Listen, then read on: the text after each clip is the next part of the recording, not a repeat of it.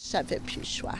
Sarah-Anne Mayotte est sur le point de déclarer faillite. La pandémie de COVID-19 a forcé la fermeture du Café Sucré, situé à Castleman, dans l'Est ontarien. La propriétaire a dû mettre la clé sous la porte en septembre 2021. On a fait de notre mieux pour rester en vie le plus longtemps possible. Comme près de 900 000 entrepreneurs à travers le pays, Mme Mayotte a eu recours au compte d'urgence pour les entreprises canadiennes, le prêt octroyé par le gouvernement fédéral pendant la pandémie.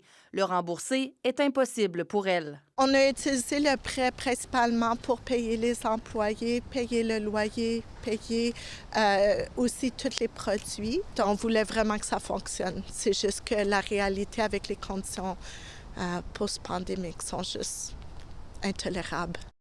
Les entrepreneurs ont jusqu'au 18 janvier pour rembourser leurs prêts pour obtenir jusqu'à 33 % de remise de prêt. Ils peuvent également le refinancer et rembourser le gouvernement avant la fin mars pour une remise partielle.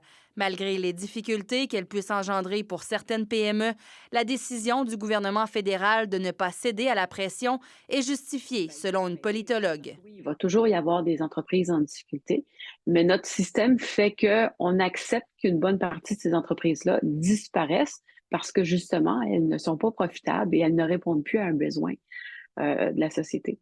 La Fédération canadienne de l'entreprise indépendante s'inquiète puisque l'impact économique de la pandémie se fait encore sentir pour ses membres. C'est vraiment pas évident pour beaucoup d'entre eux d'être capables de repayer ces sommes dans le contexte économique actuel.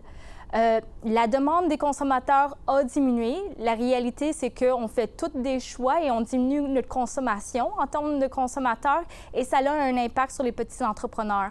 Les entreprises qui ne parviendront pas à refinancer leurs prêts ou à le rembourser avant le 18 janvier devront payer 5 % d'intérêt annuellement sur les sommes empruntées. La date d'échéance finale est en décembre 2026. Ici Laurie Trudel, Radio-Canada, Ottawa.